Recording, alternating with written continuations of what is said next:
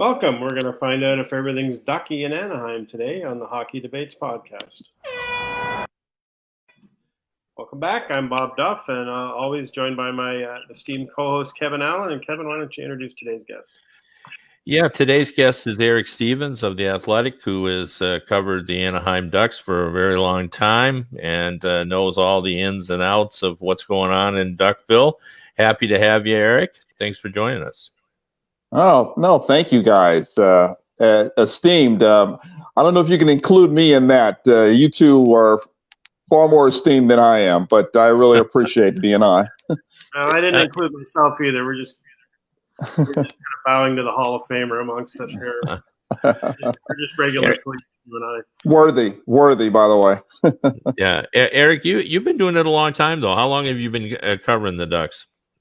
Yeah, the years have been adding up here since 2005. It's been, I think, now 3 different outlets, but since 05. So I think this is the 15th season, maybe 16. I don't know. Yeah. I always get confused too by trying to figure that all out, whether it's 34 or 35, that kind of thing.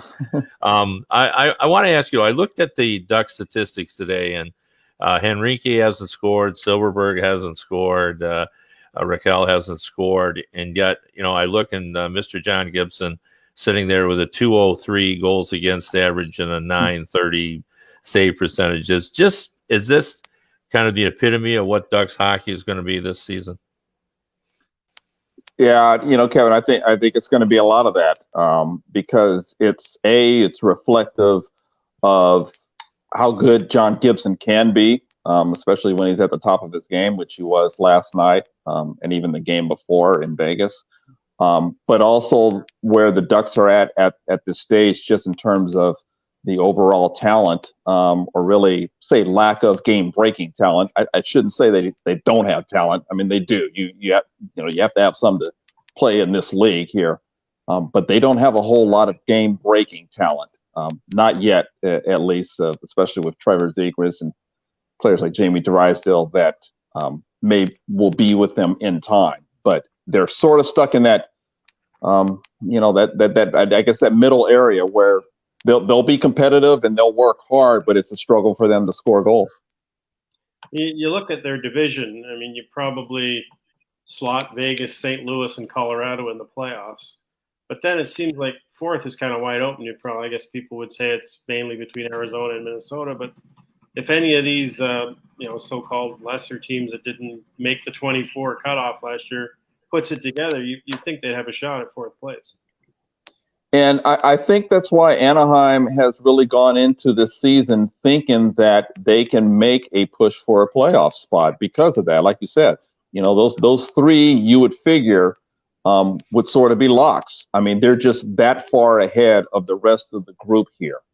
But when you're talking about Minnesota, which has gotten off to a nice start, or Arizona, and then you have San Jose and LA whatsoever, that's not that's not a fearful group, let's say, particularly if you look at last season's results. They've gone into this year really thinking and believing that they could make a push, and they have some veteran players on this team, to where I think you don't want to go into a year, say tanking or thinking that it's just going to be another rebuilding year, especially when you have like a Ryan Getzlaf still on the team as the leader. He's at that back end of his career. How many years does he have left? You don't want to quote unquote waste that or waste another year of John Gibson's prime, or players like Cam Fowler or Hampus Lindholm. So they still have a number of veterans, but they need other elements of this team to really step forward, to really make a leap toward really challenging those top 3 in that division. Eric, I get that they want to make the playoffs, and usually that's not conducive to breaking in young players. But Trevor Zegras was outstanding, exceptional at the World Junior Championships. And, this is a younger man's game now. It's about speed. It's about making plays. And he has sort of proven that he can do that. Now, not at the NHL level, But I was surprised they just didn't bring him in to provide a spark, even if they were going to play him on the third or fourth line. What was the thinking to not give him the chance to play? Yeah, no, it's a really good question, and it even goes back a little bit toward the spring. Obviously, we had the shutdown, but their plan after signing him really it had leaned toward playing him in the AHL first, as opposed to having him get some games, with the Ducks at the very end of the season. I think that generally they just don't like to throw their best prospects or their best young prospects directly into the fire.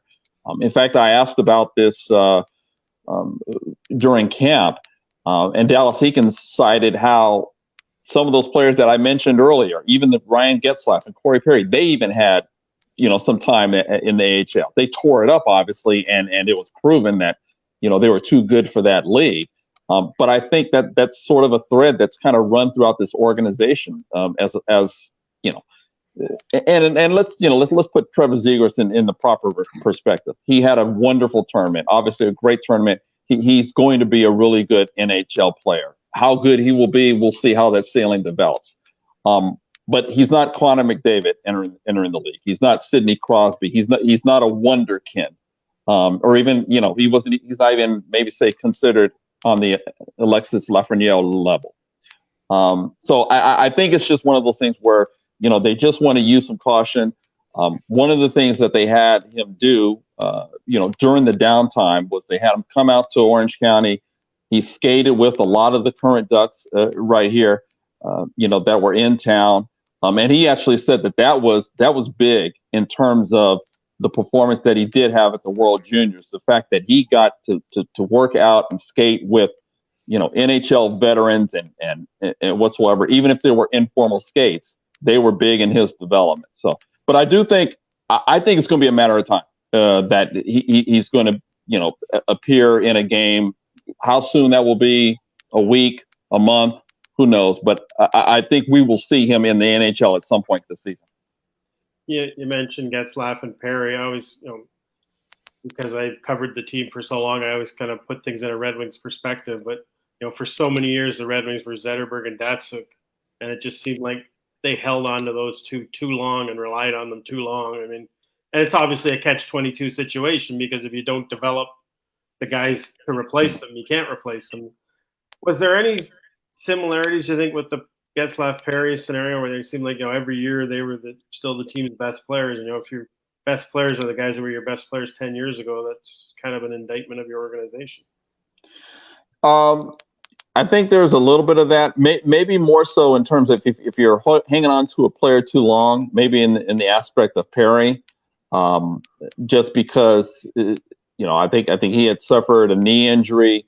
He was already sort of declining in terms of being a high level, elite level, winger, elite level scorer. He was already on the decline, and then that's one of the reasons why they went ahead and bought him out.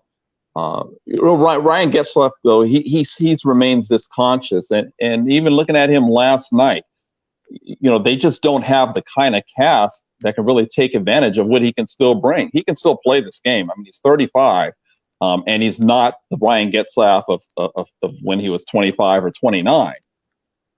But he can still play this game and be an important player, for this franchise. But I think maybe it's more the indictment of the fact that they haven't been able to really develop that star level type player to kind of take the baton from him.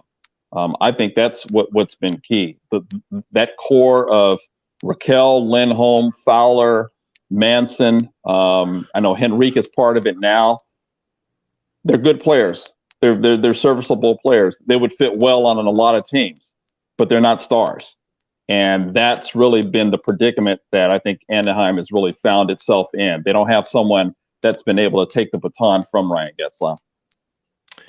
Eric, what happens with Getzlaf after this season? Will they re-sign him for a short deal? Does he want to stay there? Is he looking to go elsewhere? What's your read on that?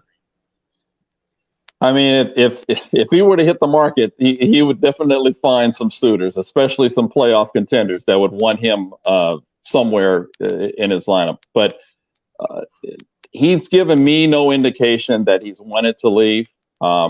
He's told me on multiple occasions, excuse me, that he really sees himself as wanting to be a one-team guy. And the rub in here in this is that I don't get a sense that he's really looking to chase a cup. He's got a cup. I think that's sort of the difference with, say, him and say like a Joe Thornton. Maybe the situation might be different if he hadn't have won one so early in his career. And maybe there might be more of an appetite to see about going elsewhere, and maybe join a contender or at least a team that's much closer. But I think as of now, unless there is some sort of fraying with the relationship between him and the club, to where it deteriorates at all, and that would drive him out, I don't get a sense that he's really looking to, go elsewhere. I think right now he kind of wants to see where this goes in terms of, them incorporating these players and this transition period that they're in right now.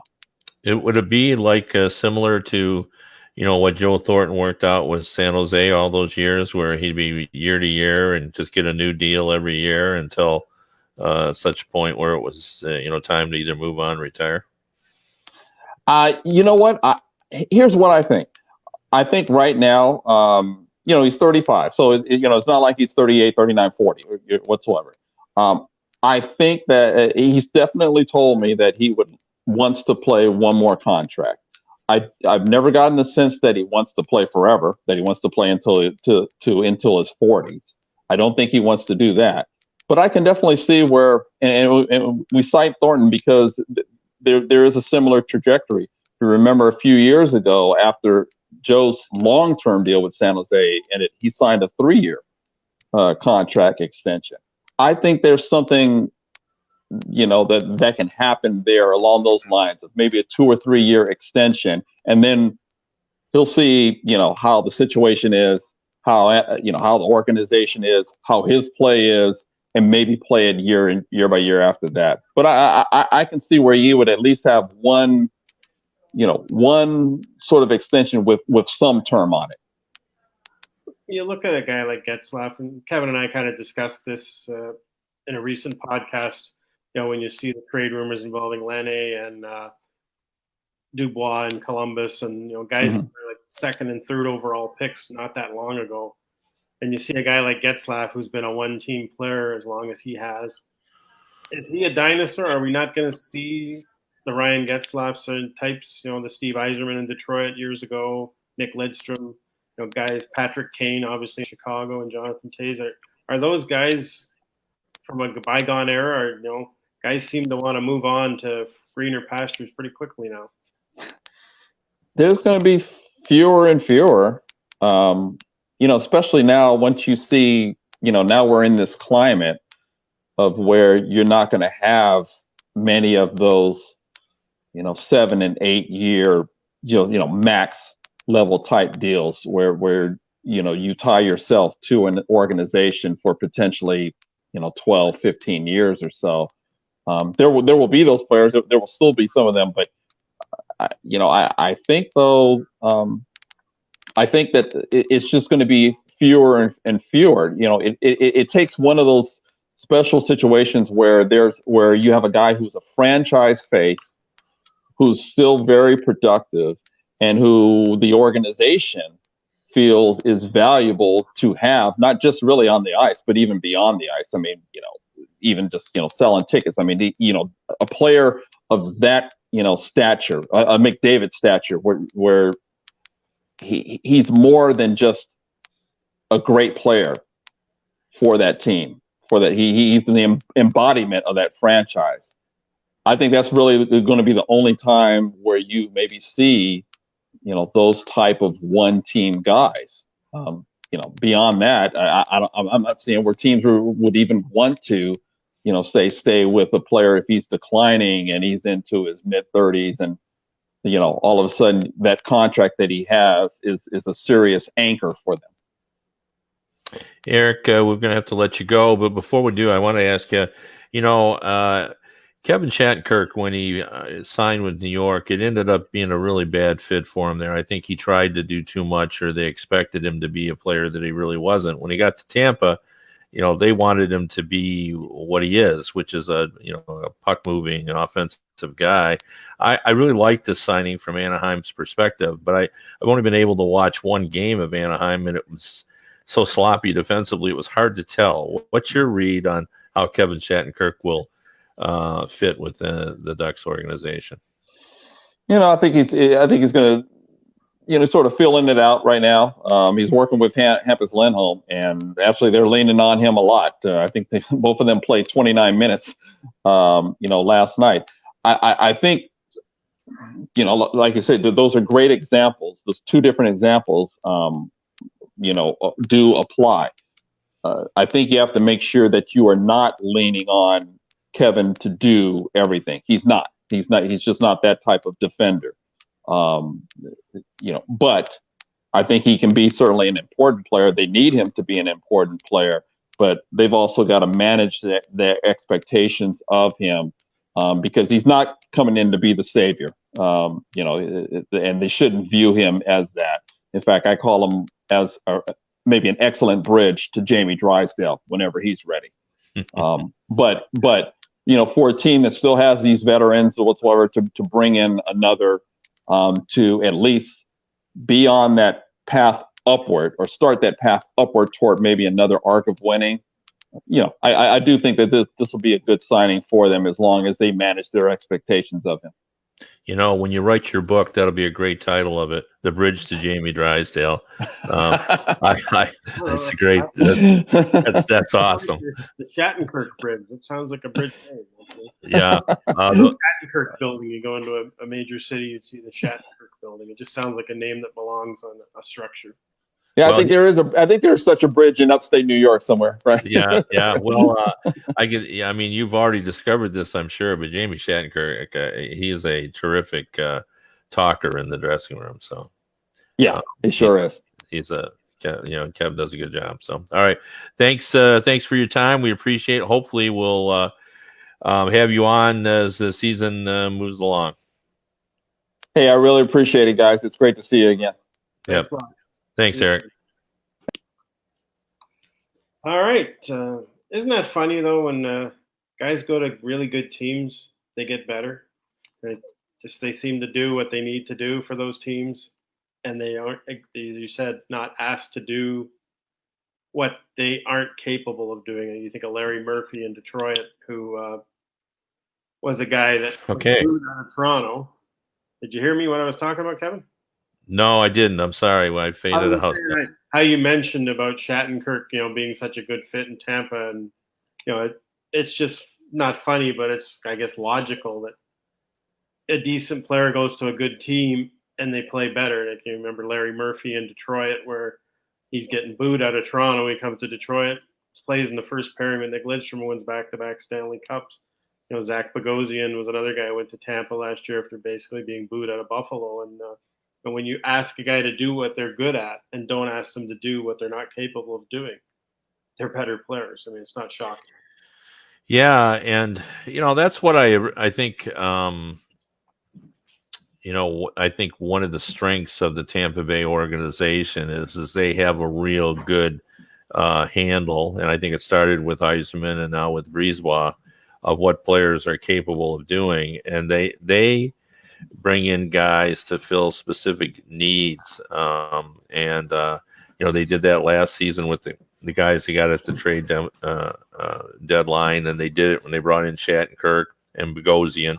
And, you can imagine the conversation that Brisebois had with Bogosian, where he basically said, we don't need you to win the Norris Trophy. We just need you to be Bogosian.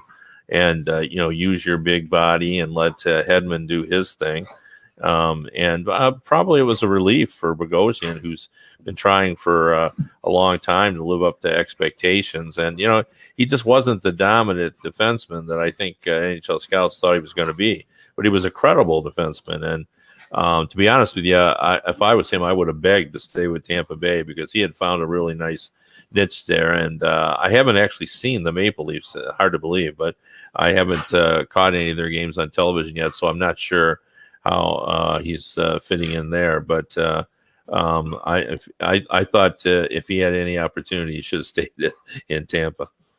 Well, I did see a clip of him getting lost in the defensive zone on an Ottawa goal the night the Senators beat the Leafs, and he was summarily roasted for it by Leafs Twitter. He's talked about he's going to replace Jack Johnson in Pittsburgh as the fans' target, and we figured Cody Ceci. Well, I think Zach Bogosian is going to replace Cody Ceci in Toronto as the fans' target. Yeah, I noticed Ceci is already facing the wrath of the. He's replaced Jack Johnson in Pittsburgh as the defenseman and that the fan base wants to ride. And to be honest, I watched a couple of the Penguins games, and he looked a little stiff out there. So, who knows? There's always an adjustment period, and people always say hockey is just a game. It's simple, and no matter where you are, you play it the same. But that couldn't be farther from the truth. Every coach is different. Expectations are different. The guy you're playing with is different. Every time, it's a big deal when you shift teams and shift organizations and shift coaches.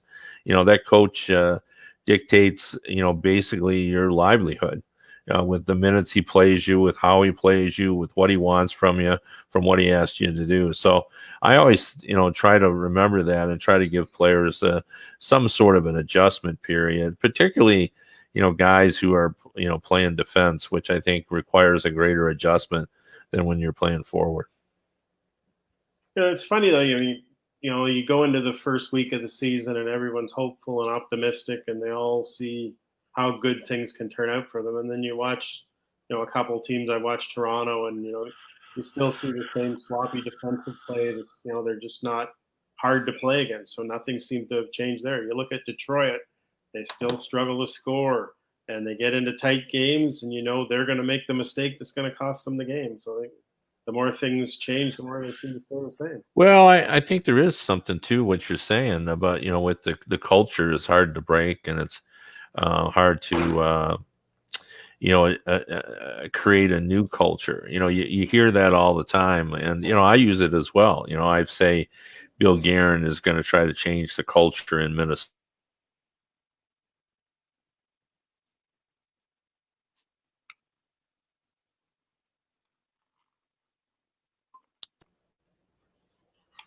I don't know what was causing the issues in Minnesota, but they want to go and you want to change it. And but I with regard to the Red Wings, I have watched them play, and this is what I would say about them. If Thomas Greiss is going to perform at a .930 save percentage or even .920, the team is going to be infinitely better than it was last season. I'm not suggesting they're going to make the playoffs. But, Jimmy Howard, who served the Red Wings well for a lengthy period, just had his worst season last year at a goals against average of over 4, a save percentage at .882. So bringing in Thomas Greiss, and what is he known for? Stability, dependability, best backup goalie. Bernier played well last year. So if they're going to have two goalies, stopping 92+% of their shots, and a defense that's a little more competitive than the defensive group the Red Wings have last year, I think they'll be a little better. I agree wholeheartedly with your assessment that they still look like they're going to have trouble scoring goals. But they're going to be in more games, so they may not need to score as many goals. So, I give Yzerman a lot of credit for, willing to accept, that they were bottoming out last season. He didn't go out and try for a little quick fix just to make it look a little better. He just let it bottom out. But then he said, hey, look, we can't go through this again. It's going to stunt the development of my young players to always be beat down. So he went out and he got some players who will make the team more competitive. Maybe not get them to the playoffs, but make them more competitive. Like they've been a easier team to watch in the first 3 games, even though they're 1-2, than last season when, it was hard to watch. It was like watching an AHL team versus, an NHL team. And, the old saying, the last person to know a player's done is the player himself. But it looks like in Jimmy Howard's case, he recognizes it because the Edmonton Oilers called, wanted him to come. He could have gone and played with his old GM, and he said no thanks. And maybe he figured it out last year that he just had nothing left to give. Well, yeah, and like I'm sure Jimmy Howard knew that something had to change at the end of last season. Either he had to work harder or he had to change his approach. I mean, you hear it so often from veteran players that there's something to that. Veteran players said, I had to change my approach. I had to change my eating. I had to change my work habits. I had to change this. I had to change that. The really good players who want to stay in the game, know that changes are required when you're older. And I'm sure Jimmy knew that. So then it becomes a question of identifying what it is that needs to be done and then deciding whether you want to do it. Maybe you don't. I saw that someone reported that what he told the Oilers is that he was enjoying spending time with his kids. I think he has 4 kids. He had decided he had enough. I mean, he had a good career. Like, he's not going to be listed among the great Red Wing goalies of all time, but he's going to be on the list of, he's not going to be on the elite group, but he's going to be in that next group to be sure. He won a lot of games for the Red Wings. Yeah, anyway, that's probably the hardest thing for a player to do is to accept that it's over. I remember when Nick Lidstrom finally decided to hang it up, and I hear this from a lot of older players. It's not the playing of the games that stops them from wanting to play. It's all they have to do as they get older to be able to play those games. All the stuff, all the workouts, as you say, the dietary changes they have to make, the chronic injuries they have that they have to get treated just to be able to play. I remember toward the end, Dale Howardchuk, when he was with the Flyers, he basically just would come for the morning skate and stay at the rink and get treatment all day just to be able to play that night. Yeah, no, there's a lot to it, and I'm always amazed that I've done stories on players who have converted to a different style of preparation. I remember talking to Charlie Coyle at one fall at the NHL media tour, and he talked about how he changed completely.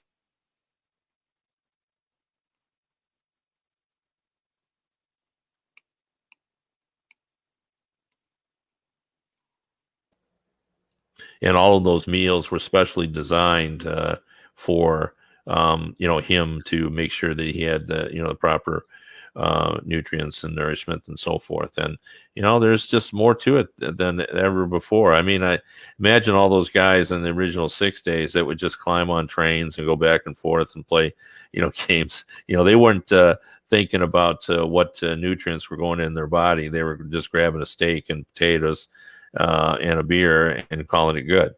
And now, I've said this before on this show, but I always get a reaction when I do. It was now about 3 years ago when a player who I won't identify said to me, if you want to eat a hamburger in this league or a cheeseburger, you got to do it by yourself because you're with a teammate. He's going to give you grief for eating that cheeseburger. I can remember riding the bus with the Windsor Spitfires when Tommy Webster was coaching them, and he'd come back to junior after playing and then coaching for a long time in the NHL. And we were coming back from a road trip, and a bunch of the young teenage boys are walking around the bus with their shirts off and they're flexing. And Webster just kind of shook his head and looked at me and said, "These guys think they're in shape. They don't have a clue."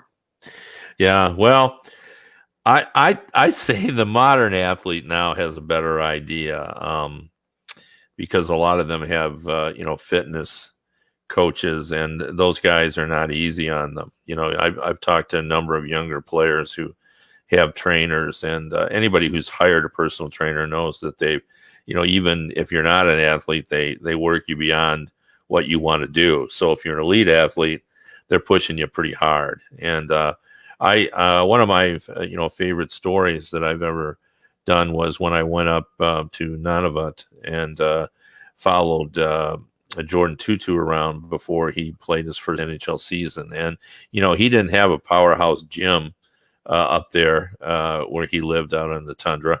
And he didn't have a weight room in his home.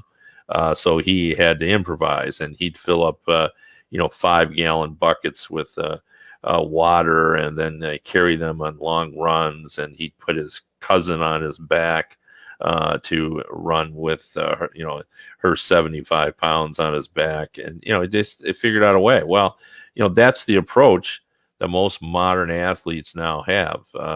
And even younger players who in the old days didn't really have a understanding of what was required. And they're still off a little bit, but not by much, because they do all have guys who are sort of explaining to them what's required in order to, to work out. I talked to Zegras during the after the COVID hit, and he was out, skating in his neighborhood on rollerblades, and these guys were really going at it. And a lot of guys who needed to get stronger, they just hit the weight room. So most of these guys have weights in their in their garage or in a room they've created. Yeah, I remember. I think it was actually Jamie Drysdale who talked about it during one of the Zoom calls prior to the draft last year, and he said basically he and another player he was playing with in Erie, they just, like you say, they cleared out a whole room and turned it into a gym during the COVID shutdown, so they could keep getting their workouts in. Whenever all the gyms were closed and you couldn't go to the rink and that. And as you say, I know the Mars blade, which is kind of the big thing now in for off-season training. It's a roller blade that simulates ice skating, similar, and the stride is identical to ice skating. And I talked to a couple of NHL skating coaches, and they said that we just can't get them to these guys fast enough. This was obviously, in March and April when the COVID first hit, and nobody knew when or if they were going to play again, and there was no way you could go to work out. Well, this is how advanced they are now. This was 2 seasons ago. Yeah, maybe three seasons ago. So Zdeno Chara would have been 39. And at that point in time, Tuukka Rask told me, I was doing a big story on Takeout on Zdeno, and he said that Zdeno Chara is a better skater now than he was when he was 30. So we've reached the point where through training, a 39-year-old man can be a better skater than he was, or in better shape, a better competitor than he was at 30.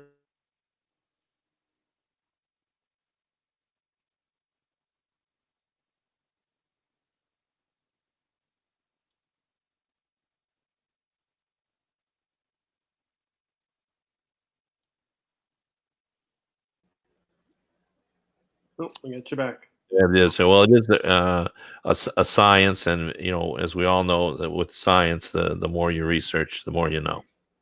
I remember talking to Tomas Tatar when he was with the Red Wings, and he, fellow Slovakian, decided one day he'd go work out with Chara at Chara's home, and his father, Chara's father, was an Olympic wrestler and quite a demanding taskmaster. And Tatar said one day working out with the Charas was more than enough. He didn't want to go back for more.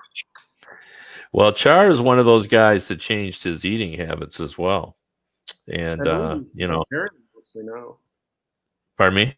I believe I read something that he's gone to almost exclusively vegetarian now, vegan. Yeah, I think he has as well. And, and this is how it is. I remember doing a story with Nick Lidstrom late in his career, and he was talking about that one of the things he did at his house, he had kids and everything, is that, they liked the tradition of eating supper all together, the family. And he said they ate traditional Swedish food. And I said, oh, so you never really sort of changed? He goes, no. I said, so no food for you? And he laughed. He goes, oh, of course we have fast food. And he said, yeah, I don't know, maybe probably twice a year we have it, and I think twice a year. Most American families have it, twice a day sometimes. So yeah, twice a year that Nick Lidstrom had fast food in his house. So. Well, it looks like once again, Kevin, we've run over our time limit. We're almost at 35 minutes today. We always have more words than we have time, but we'll be back with you again on Thursday for another edition of the Hockey Debates podcast. And now that we've got NHL hockey, there's lots to talk about, and I'm sure we'll run out of time before we run out of words again on Thursday. Thanks for joining us. We'll see you then.